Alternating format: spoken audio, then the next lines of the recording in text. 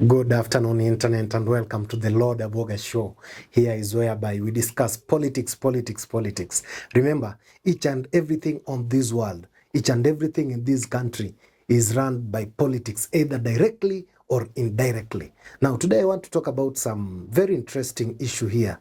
The Standard newspaper today came up with a very cryptic and indeed very cryptic headline that a lying president. Then they portrayed their picture of President William Samoei Ruto, and among things of discussion were the South Sudan bilateral trade activities with Kenya. Now, when President was addressing the Sagana news briefing before he started the Mount Kenya tour, President reaffirmed the people of Kenya that there is no bilateral engagement or bilateral ties that has been broken down between the government of Kenya and the government of Sudan. But it was unfortunate the junta governing leadership of Sudan came out strongly yesterday in a letter and stated that they indeed cancelled to do any transaction with the government of Kenya and any business with the people of Kenya because of the initial, you remember initially, a month ago, the President William Samoei Ruto allowed a parallel government to be formed in Kenya, that is at the KICC building. Now, you see, it is very technical to believe and to understand President William Samoei Ruto because on broad things and open things like that one of bilateral talks that are in question between Kenya and Sudan, President William Samoei Ruto still goes ahead in front of cameras, in front of media houses, in front of Kenyans, and say that there is no trade that has been cut short between the government of Sudan and the government of Kenya. Now you see, it becomes very difficult to trust President William Samoei Ruto in what he speaks because it is not what is always there on the ground. Now, it was on different occasions that the president has broadly lied to Kenyans. For example, you remember the 500 million that the president said that he had committed to Grammys, and cryptic Kenyans and the Gen Zs took that initiative since they didn't believe the president's word that he had paid 500 million Kenyan shillings to the Grammys so that we can host Grammys. Gen Zs went ahead, sent emails to the Grammys award, but the Grammys award disputed that they didn't receive any shilling from the government of Kenya. And they went ahead to highlight that Grammys can only be hosted in the United States of America soil.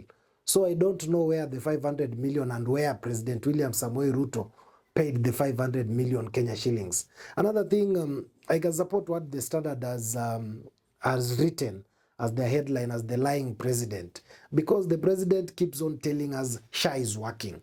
But you see, doctors are complaining that the very SHA is not working. Kenyans are complaining that the SHA is not working. Policemen are complaining that SHA is not working. It is only the president and his minister, and now the Minister of Health has been changed. It is Adan Duale. It is only the president and the minister that believe SHA is working.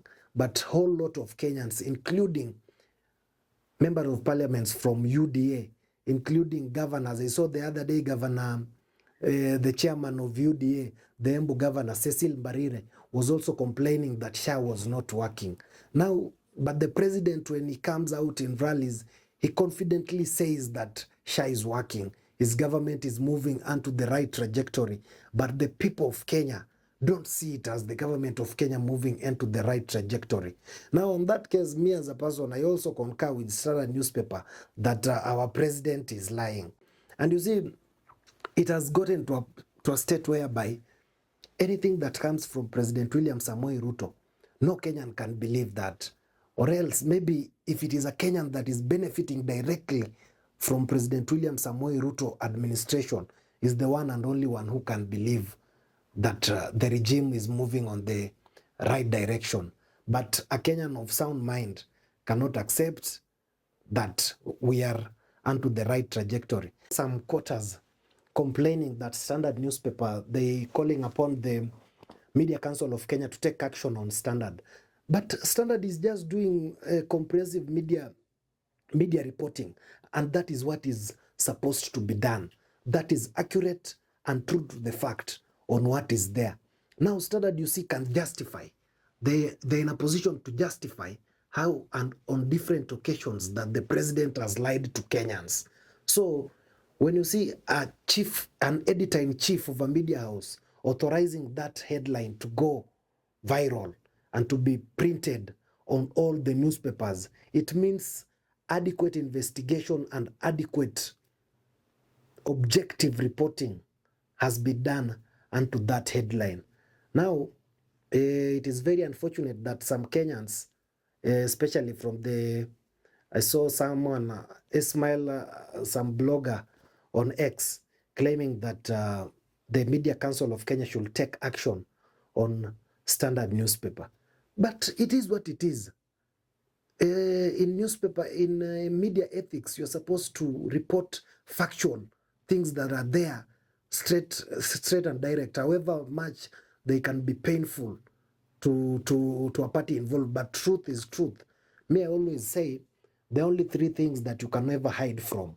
You can never hide from day, you can never hide from night, you can never hide from the truth. It is always the truth, however much it might take, however time it might take, but the truth will always be truth. I think that one on the lying president, very interesting. On the other hand, very interesting because it is a fact.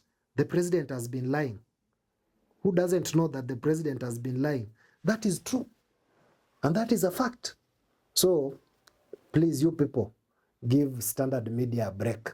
Because Standard Media is saying the truth. That headline is rightly informed. Okay, going again to the Daily Nation. The Daily Nation today captured on their headline, the politics of handshakes. The politics of handshakes. That politics of handshakes is influenced by a day ago, previous President William Samoei Ruto, whereby he brought it to light that his former Deputy President Rigathi Gachagua was requesting him Kenya shillings 10 billion for him to have a solid block of the Mount Kenya region behind him from, let's say, 2022 up to 2027 and his re-election.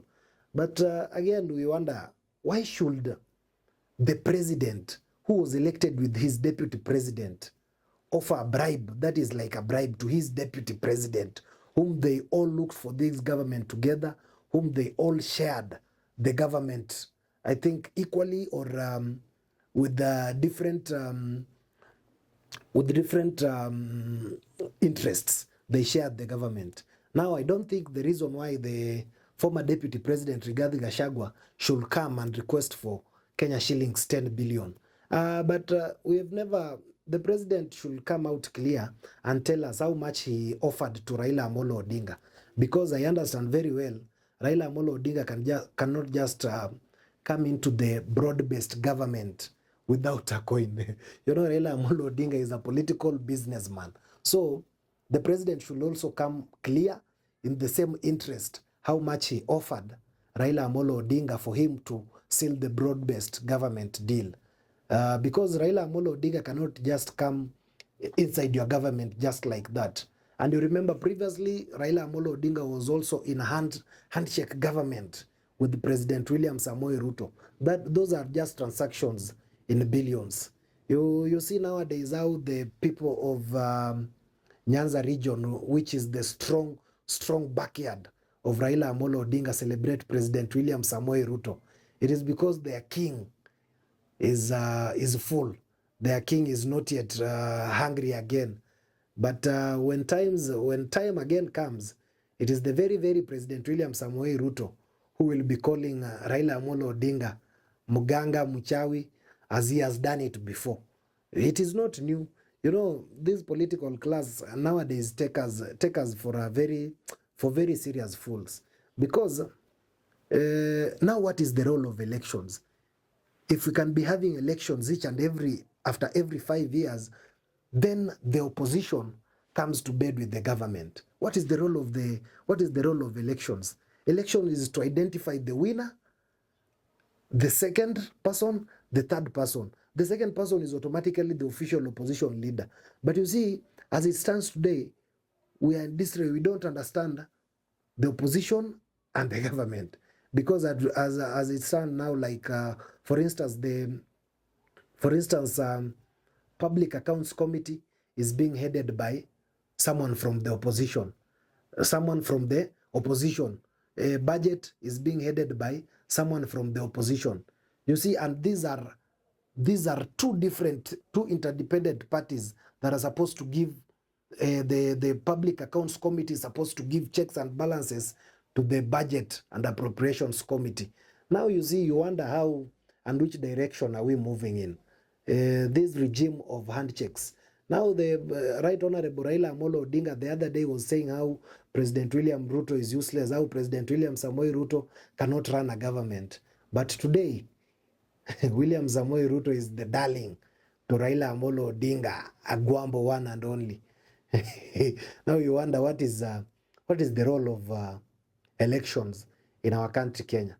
There, I concur with the Daily Nation headline, politics of handshakes.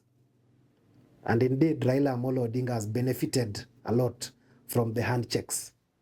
When I grow up in the political scenes, let me not just finish. Thank you very much. That was my time. Till next time.